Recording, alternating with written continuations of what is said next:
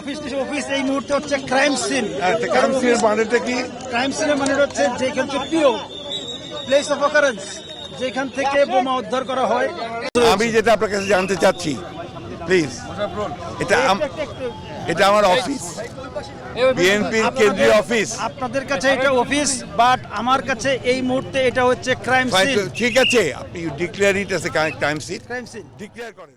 রাষ্ট্রপতি একজন সাধারণ ছাত্রনেতা থেকে উঠে এসে দেশের সর্বোচ্চ ক্ষমতার চেয়ার রাষ্ট্রপতির আসনে বসছেন মির্জা ফখরুল ইসলাম আলমগীর।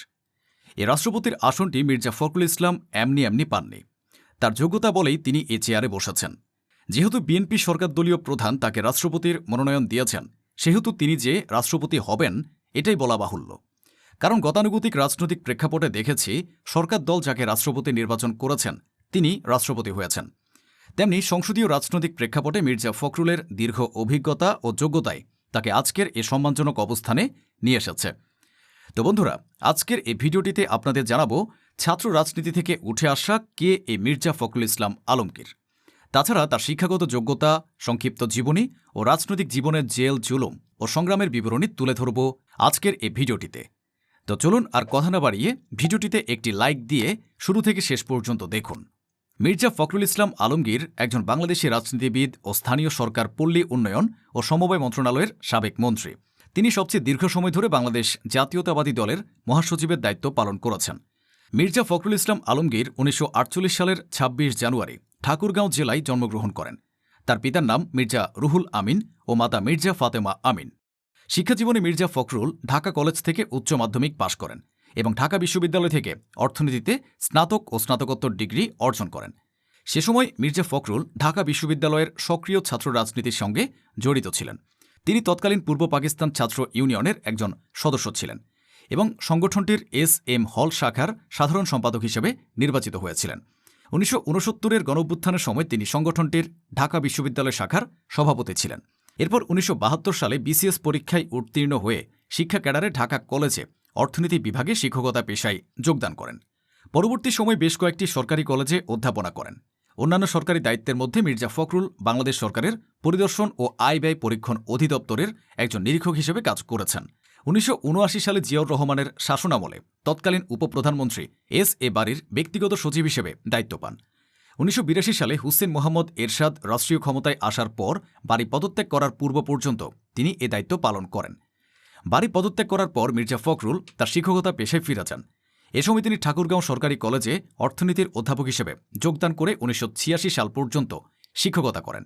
১৯৮৬ সালে পৌরসভা নির্বাচনকে সামনে রেখে মির্জা ফখরুল তার শিক্ষকতা পেশা থেকে অব্যাহতি নেন এবং সক্রিয়ভাবে রাজনীতিতে প্রবেশ করেন। ১৯৮৮ সালে ঠাকুরগাঁও পৌরসভা নির্বাচনে অংশ নিয়ে পৌরসভা চেয়ারম্যান নির্বাচিত হন। জেনারেল এরশাদের সামরিক সরকারকে ক্ষমতাচ্যুত করতে যখন দেশব্যাপী আন্দোলন চলছে, তখন মির্জা ফখরুল বাংলাদেশ জাতীয়তাবাদী দলে যোগদান করেন। ১৯৯২ সালে মির্জা ফখরুল বিএনপির ঠাকুরগাঁও জেলা শাখার সভাপতি নির্বাচিত হন। একই সাথে বাংলাদেশ জাতীয়তাবাদী কৃষক দলের সহসভাপতির দায়িত্ব পালন করেন। মির্জা ফখরুল ১৯৯১ সালে পঞ্চম ও ১৯৯৬ সালে সপ্তম জাতীয় সংসদ নির্বাচনে ঠাকুরগাঁও ১ আসন থেকে বিএনপির মনোনয়নে সংসদ সদস্য নির্বাচন করে পরাজিত হলেও ২০০১ সালে অষ্টম জাতীয় সংসদ নির্বাচনে একই আসনে বিএনপির মনোনয়ন নিয়ে আওয়ামী লীগের রমেশ চন্দ্র সেনকে হারিয়ে সংসদ সদস্য নির্বাচিত হন।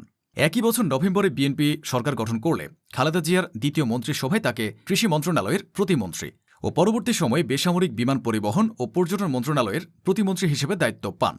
২০০৬ সালের অক্টোবর পর্যন্ত তিনি এ দায়িত্ব পালন করেন। এরপর মির্জা ফখরুল ২০০৮ সালের নবম জাতীয় সংসদ নির্বাচনে আওয়ামী লীগের রমেশ চন্দ্র সেনের সঙ্গে প্রতিদ্বন্দ্বিতা করে পরাজিত হন। ২০১৮ সালের একাদশ জাতীয় সংসদ নির্বাচনে তিনি একই সাথে ঠাকুরগাঁও ১ ও বগুড়া ৬ আসনে বিএনপির প্রার্থী হিসেবে মনোনয়ন লাভ করেন এবং বগুড়া ৬ আসনে নির্বাচিত হন। পরবর্তীকালে শপথ গ্রহণ না করায় নির্বাচন কমিশন তার আসনটি শূন্য ঘোষণা করে এবং সেখানে উপনির্বাচন অনুষ্ঠিত হয়। ত্রয়োদশ সংসদ নির্বাচনে ২/৩ আসনে জয়ী হয়ে বিএনপি নতুন সরকার গঠন করলে তিনি স্থানীয় সরকার, পল্লী উন্নয়ন ও সমবায় মন্ত্রণালয়ের পূর্ণমন্ত্রীর দায়িত্ব পান। ২০০৯ সালের ডিসেম্বরে বিএনপির পঞ্চম জাতীয় সম্মেলনে মির্জা ফখরুল বিএনপির জ্যেষ্ঠ যুগ্ম মহাসচিব পদে নির্বাচিত হন। এই পদটিতে এর আগে তারেক রহমান বহাল ছিলেন। তারেক রহমান এ সম্মেলনে দলের ভাইস চেয়ারম্যান পদ লাভ করেন।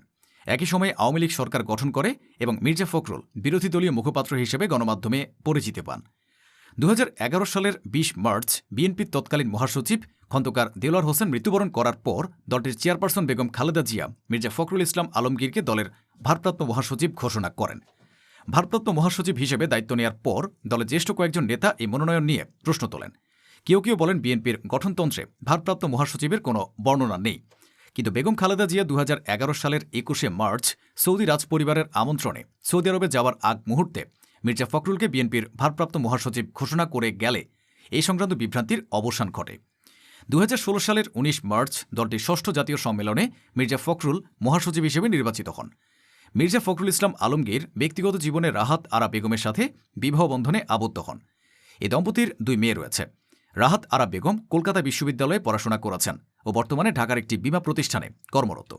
তার বড় মেয়ে মির্জা শামারুহ ঢাকা বিশ্ববিদ্যালয়ে পড়াশোনা করে এই প্রতিষ্ঠানে শিক্ষকতা করেছেন। বর্তমানে তিনি অস্ট্রেলিয়ায় পোস্ট ডক্টরাল ফেলো হিসেবে কর্মরত আছেন। ছোট মেয়ে মির্জা সাফারুহ ঢাকা বিশ্ববিদ্যালয়ে পড়াশোনা করেছেন। তিনি বর্তমানে ঢাকার একটি বিশ্ববিদ্যালয়ে শিক্ষকতা করছেন। মির্জা ফখরুল তার এই আজকের পজিশনে আসতে আওয়ামী লীগের আমলে বহুবার কারাবরণ ও জেল জুলুমের শিকারও হয়েছেন। তবু জেল থেকে বের হয়ে আবারও রাজপথে অগ্নি ছড়া কণ্ঠে অন্যায়ের বিপক্ষে কথা বলে গেছেন। বাংলাদেশের রাজনৈতিক ইতিহাসে বিএনপি যখন একেবারে কোণঠাসা, কোনো নেতাই যখন কথা বলতে পারত না, তখন একমাত্র মির্জা ফখরুলের নেতৃত্বে সারা দেশে বিএনপি সাংগঠনিক কার্যক্রম পরিচালিত হয়েছে। সে কারণে বিএনপি দলটির কার্যনির্বাহী সদস্যরাও তার সম্মানস্বরূপ দেশের সর্বোচ্চ ক্ষমতাধর ব্যক্তি রাষ্ট্রপতির চেয়ারটিতে তাকে বসিয়েছে। তো বন্ধুরা, রাষ্ট্রপতি হিসেবে মির্জা ফখরুল ইসলাম আলমগীরকে আপনাদের কেমন লাগে কমেন্টে লিখে জানান আপনার মন্তব্য। ভিডিওটি ভালো লাগলে শেয়ার করুন এবং চ্যানেলটিতে নতুন হয়ে থাকলে সাবস্ক্রাইব করে বেল আইকনটি বাজিয়ে রাখুন। ধন্যবাদ।